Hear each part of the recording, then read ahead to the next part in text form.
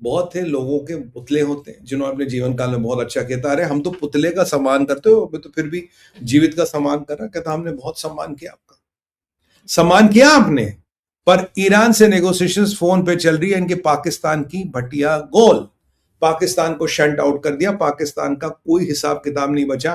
पाकिस्तान साहब गेम से बाहर निकल गया है।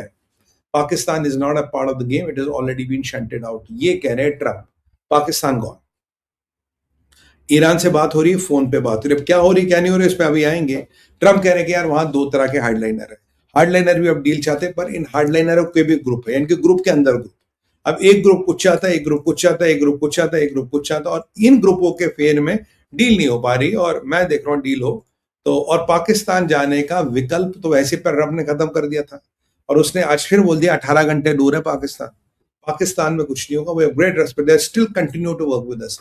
क्या घंटा काम कर रहे हो तुम्हारे, रहे हो तुम ईरानियों के साथ डायरेक्ट बात कर रहे हो, तो पाकिस्तान का रोल क्या? पाकिस्तान में मुज़ाकरात, पाकिस्तान में मुज़ाकरात नहीं होंगे अब।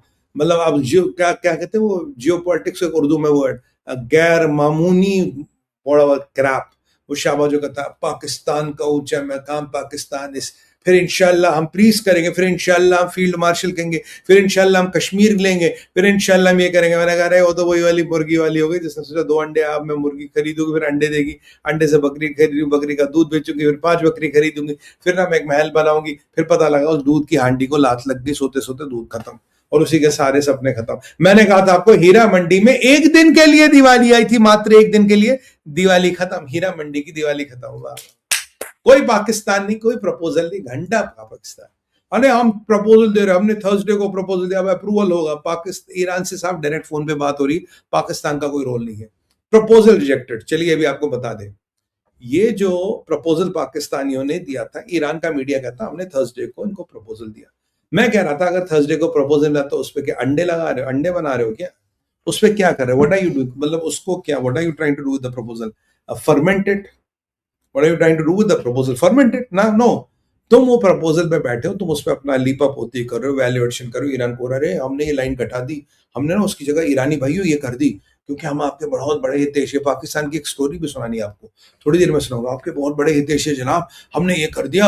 अरे अमेरिकन ये तो काफिर है, इनका क्या है, आप तो हमारे मुसलमान भाई हो। अभी उस पर भी आऊंगा। आपके मुसलमान भाइयों के मफाद के लिए पाकिस्तान हमेशा ताउन में खड़ा है, कॉपरेशन में खड़ा है। और ये क्यों दे रहे हो आप? तो ट्रंप को ये बोल दो, इतना ये भी मान जाएगा ट्रंप। डबल गेम खेलता पाकिस्तान, दो मुआ साहब है पाकिस्तान। इन्होंने ये किया बस। अब देखिए आगे क्या हुआ। इनका प्रपोजल ट्रंप ने मार दिया रिजेक्ट। ट्रंप ने कह रहा मुझे प्रपोजल मिला ईरान का, ऑब्वियसली ईरान ने पाकिस्तान को दिया, पाकिस्तान ने उसमें जोड़ घटा किया और अमेरिका भेजा। ट्रंप ने कहा it is not good enough, I have rejected it. जो सो कॉल्ड प्रपोजल है, it is not good enough, I have rejected it. मैंने इस प्रपोजल को जनाब खारिज कर दिया है, खत्म कर दिया। पाकिस्तान की कहानी खत्म हो गई। बजाओ ताली, होगी पाकिस्तान की खत्म। So the Pakistan so called proposal is gone down the dustbin again. Then और अब ट्रंप से पूछा मुश्किल सवाल, कहते हैं एक बार बताओ, तुम्हारे फील्ड मार्शल ने ईरान के लिए 6 लैंड रूट्स खोले, आर यू अवेयर? या we are aware of everything, we know everything, so what are you doing about it? We are aware of everything. I have greatest of respect for field marshal, my greatest of respect for prime minister. अब यहाँ फिर Trump को आ गया, Trump को झटका लग गया। Trump को मुझे लगता है तो किसी ने बताया नहीं, या कुछ ऊपर ऊपर से खबर थी इसको। he could not answer one single question about it. Yeah, we are aware and great respect for field marshal, great respect for us, Shahbaz, the great guys, the great ये मतलब ये ट्रंप का तकिया का नाम है। तो Trump was really stumped, he did not know Pakistan has done this. इतना बड़ा कांड पाकिस्तान ने कर दिया। इसीलिए ट्रंप कह रहा पाकिस्तान कोई जाएगा नहीं, फोन पे बात होगी। क्यों? एटलीस्ट फोन में डायरेक्ट तो बात होगी, पाकिस्तानियों को डालोगे, पता लगा तुम्हारा फोन भी बेच खाएंगे, पता नहीं किसको क्या बेच पाए। मतलब वही वाला बात है, नटवर ने ताजमहल बेच दिया था, पाकिस्तान तुम्हारी रिफाइनरी बेच देगा ईरान को। कह बस डील हो जाए, इंशाल्लाह रिफाइनरी तुम्हारी, कल से तुम इस पे तेल छानना अपना। पाकिस्तान तो कुछ भी कर सकता ना। इंशाल्लाह ट्रंप से बात हो गई है, अल्हम्दुलिल्लाह 2 साल में हम तुमको न्यूक्लियर बम दे देंगे। ट्रंप मान गया, कह रहा बस अभी डील करवा लो, 2 साल में हम ये हमारे न्यूक्लियर बम खरीद लेना, हमारे यहाँ रखे हैं, एक आध चलता भी है तो वो खरीद लेना तुम, और बस सब मामला ठीक है। तो पाकिस्तान का प्रपोजल हो गया रिजेक्ट। और ट्रंप के पास भाई साहब हक का बक्का। रिपोर्टर को कह रहा are you from Pakistan, do you know from Pakistan? अबे रिपोर्टर कहीं की भी हो ट्रम्प साहब, वो तो आपको सवाल पूछे, 6 लूट खोल दी मुनीर ने, आपका दोस्त, आपका लगते जिगर Asim Munir, favourite field marshal, आप क्या करोगे? अब घंटी बजाओगे अमेरिकन, बजाओ घंटी, तुम्हारे ब्लॉकड़ों की धज्जियां उड़ाएगा अगर ये चला। पर हाँ, रूट्स में एक पेज है, शायद 2 बलोचिस्तान से जाते हैं और 2 केपीके से जाते हैं। अब देखिए, जब अमेरिका की बात नहीं मानोगे, फिर देखिए इन ट्रकों क्या पटाखे बजेंगे केपीके में और क्या बजेंगे बलोचिस्तान में। तो आपको लगता है केपीके और बलोचिस्तान से होता हुआ ये कार्गो ईरान पहुंचेगा? हाँ, जिस रूट पे केपीके और बलोचिस्तान नहीं पड़ता है, उनका कम क्षेत्र पड़ता है, वहां से तो निकल सकता है। पर जहां केपीके और बलोचिस्तान का मेजर क्षेत्रों में से होके निकलना है, सर ये रूट, ये कार्गो पहुंचना पाकिस्तान मुश्किल है। और 3,000 कंटेनर है, 3,000 कंटेनर है। ट्रम्प साहब आपकी तो वाट लगा दी इन्होंने। But I was loving, Trump was completely stumped. Trump को पता ही नहीं जवाब क्या दे, he doesn't know what to answer.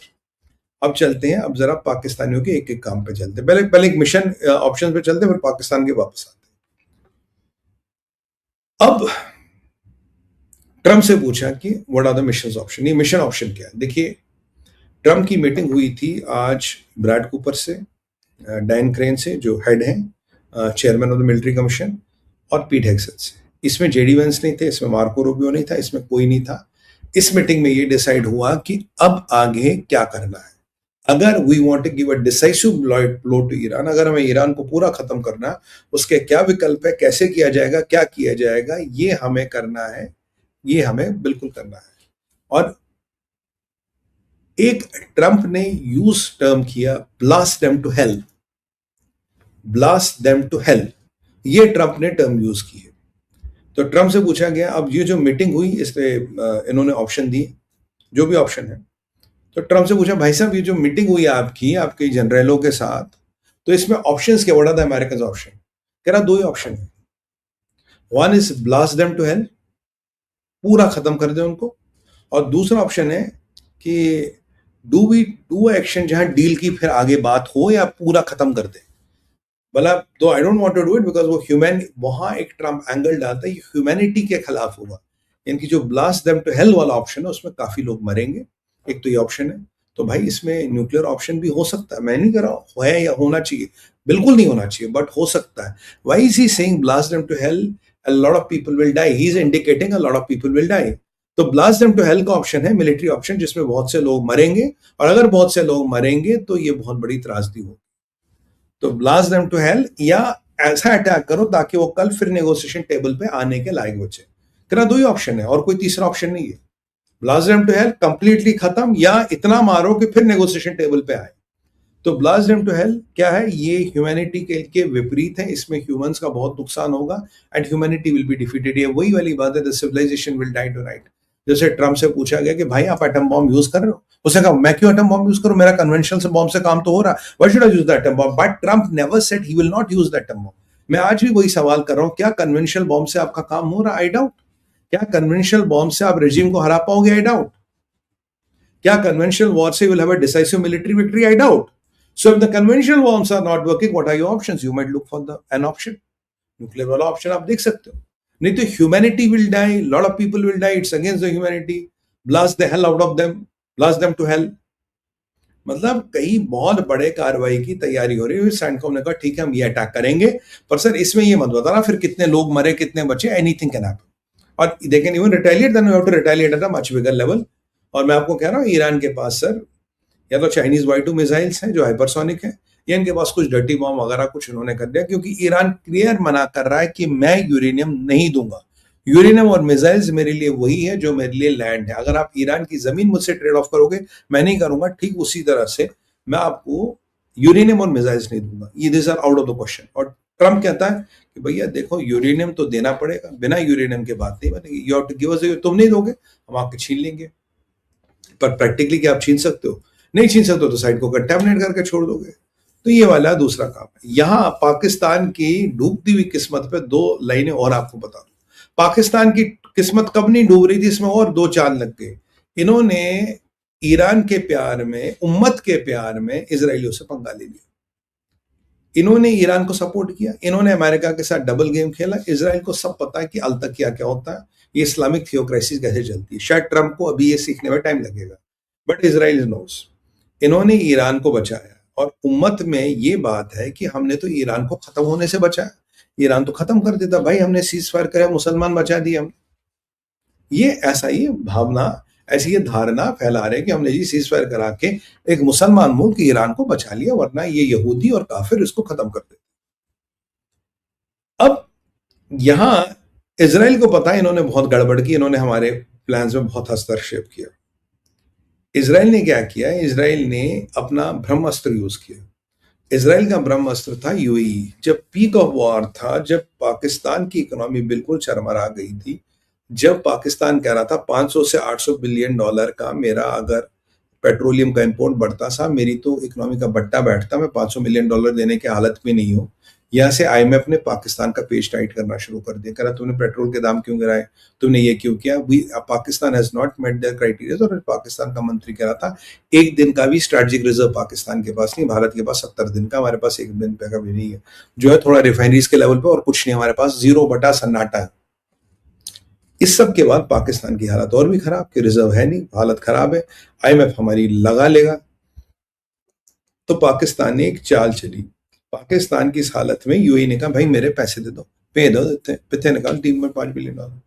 कहते हैं हाय अल्लाह, ये तो हम तो मतलब ये तो हम कहते हैं ना सर मुंडवाते ओले पड़ना। पाकिस्तान में जनाब बिल्कुल दे देंगे। पाकिस्तान भीख मांगने गया, भीख मांगते मांगते पहुंचा सऊदी के पास। सऊदी का ठीक है तुम्हें मैं पैसे दे दूंगा, पर जो तुम $1.5 बिलियन के हथियार या JF-10 वगैरह जो भी था, जंग फाइटर अंडर 19, जो भी तुम ये भेज रहे हो सूडानी आदमी को, ये मत भेज दो। पाकिस्तान में जनाब बिल्कुल नहीं बेचेंगे। तो 3 बिलियन का लोन लेने के लिए 1.5 बिलियन की डील पाकिस्तान ने सरेंडर कर दी। भाई सरेंडर तो इनके खून में ही है ना, सरेंडर तो इनके खून में ही है, तो ही जहादी सरेंडर। नियाजी ने जब 93,000 फौज के साथ सरेंडर किया है, ये तो बहुत छोटा सरेंडर। इन्होंने डील सरेंडर की।